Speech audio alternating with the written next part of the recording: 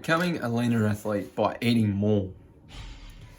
So in most cases, being a leaner athlete and having a lower body fat percentage with a higher muscle mass ratio is generally better for most athletes. There's obviously some sports that would do better with just pure mass. I mean, sumo wrestling comes to mind. Pure mass is important. Front rower in a rugby team is really important. Sometimes pure mass is important, but in most sports where an element of conditioning is required, generally being leaner is more beneficial and provides more benefits than it does hindrance. However, there is a kind of point of diminishing returns. In general, there's a lot of different ways to measure body fat percentage. We use the Jackson Pollock 4 caliper method, which is 4 skin fold sites, and then put that into an equation, and it gives you a rough estimate of your body fat percentage. So in general, male sitting between 7 and 10%, and female sitting between 15 and 18% body fat. That's probably about as lean as you want to go. That's the ranges that you want to sit in as a competitive athlete. What can happen if you potentially go below some of these ranges and really reduce your skin folds or your body fat percentage down lower, is you do run the risk of underperforming because you're in too much of an energy deficit. You don't have enough energy reserves to perform at your best. There's obviously going to be exceptions to the rules with this one, but in general, going down that low, it can have some severe drawbacks. A good example is when we see bodybuilders and figure models. They obviously get down to super lean body fat percentages.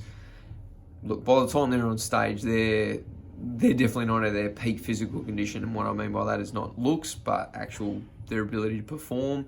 Their strength levels, their fitness levels significantly diminished. They're quite fragile and very breakable by that point. Ask anyone who's competed at that level.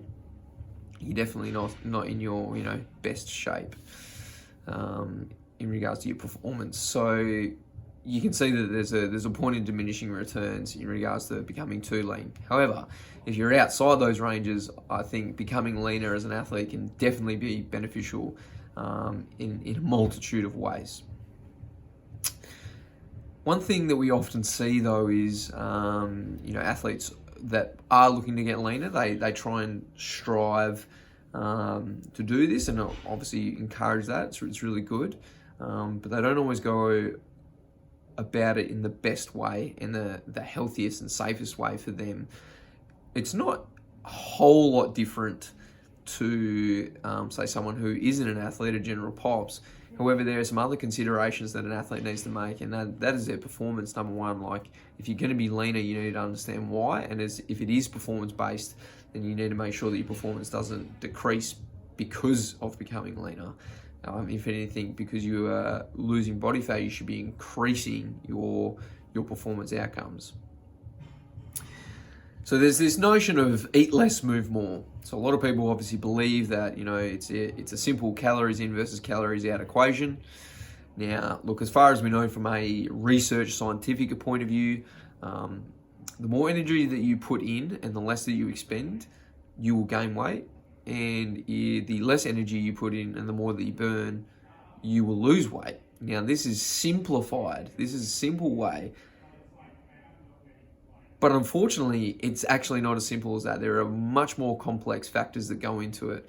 So many things that can influence this equation, this energy balance itself, is appetite, food consumed, calories absorbed, psychological factors, energy burned at rest, energy burned through exercise, energy burned through non-exercise activity, energy burned through metabolizing food, hormones, sleep, stress, medical conditions, and medications. So even though there is this kind of simple thermodynamics, calories in versus calories out, how that comes about is quite complex, and there's all these factors, and these are just the ones off the top of our head as well. Too often we kind of see athletes, take this extreme approach of calories in versus calories out. They restrict their intake, and they try and eat healthy, and they take a whole lot of stuff out. But unfortunately, this reductionist kind of approach, by cutting certain foods out, it can be dangerous because it doesn't account for all these other factors that I just spoke about. And unfortunately, what can tend to happen is, athletes get burnt out, and they can potentially become sick. They have a lack of energy, therefore they can't perform as well as they want to. And it can lead to things like, getting injured. And then eventually, potentially rebounding and gaining more weight than what they had to lose in the first place. So a better way to kind of approach this is this quality versus quantity, right? So instead of focusing on what you can't eat, try and focus on increasing the amount of nutritious foods that you should eat or that you can eat. So you don't even really need to overhaul your diet. Simply just adding a couple more healthier foods to what you're currently doing, and then maybe slowly increasing that over time, is a great place to start and a great place to build. And then you might find that, after 6 months, your diet or what you eat is actually completely different. And it didn't feel that hard to change because you did it in a slow, controlled, comfortable process. What a lot of people will tend to find, and the feedback that we get, is by eating more nutritious foods, they tend to feel, fuller for longer, they tend to get less hungry, and they tend to just feel a lot more satisfied with what they're eating, and obviously all the benefits that come with that, feeling more energized and having more energy to train. So this feeling of eating more, like they feel like they're eating so much more, but they're still losing body fat. And that's the benefit of eating these nutritious foods. So how do we kind of put this together? How do we create the perfect meal? And really a simple way to kind of break it down is to put four food groups. So we've got proteins, vegetables, smart carbs, and healthy fats. Now, eating more protein, the benefits is obviously, building lean body tissues. It helps with a lot of production of molecules such as enzymes, hormones, neurotransmitters, antibodies. So it keeps our bodies healthy.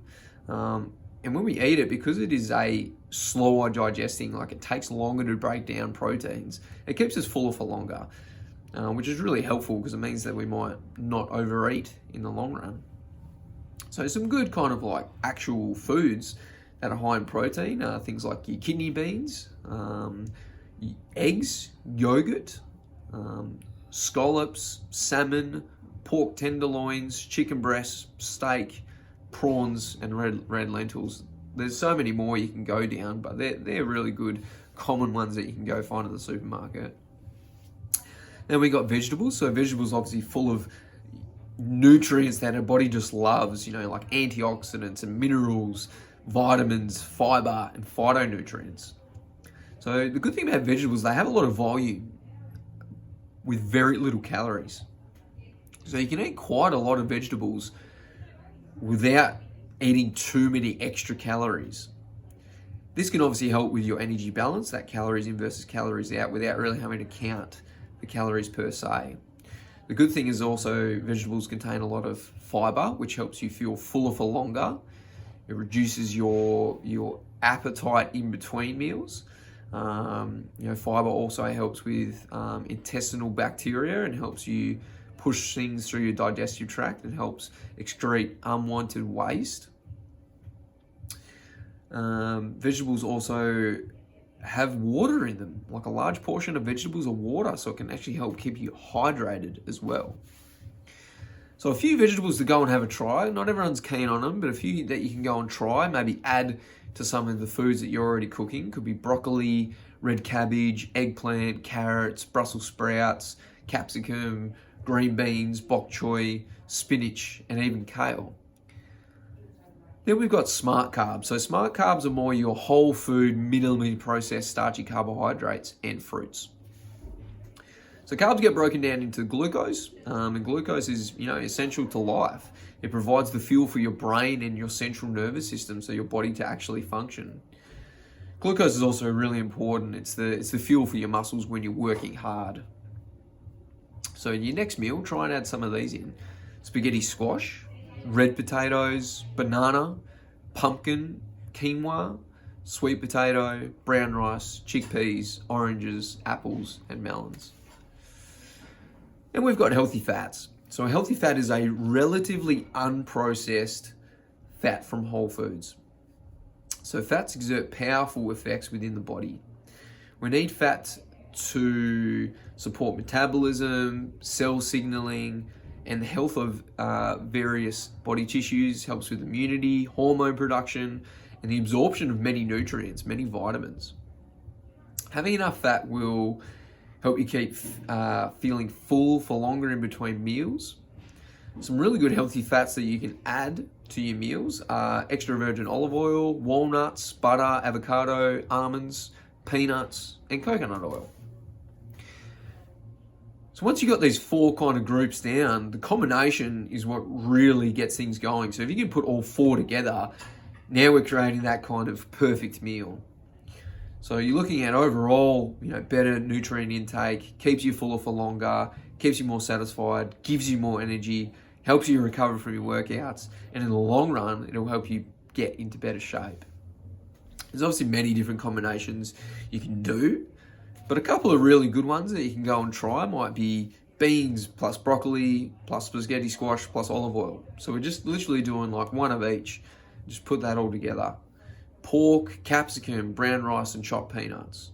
Another one could be salmon, Brussels sprouts, pumpkin, and sesame seed oil. We can do chicken, green beans, sweet potato, and almonds. And then maybe for the vegetarian option, red lentils, kale, chickpeas, and coconut oil. Really, the options are endless and up to you, and that's where you can use great things called the Googles and look up all kinds of different recipes and ways to put these foods together. But a really simple way to break it down is go with your 4 and just a portion of each. Becoming leaner is obviously a little bit more complicated than that, but I think this is a really good start. A great step to take is to think about how you can eat to not only become leaner, but fuel your performance.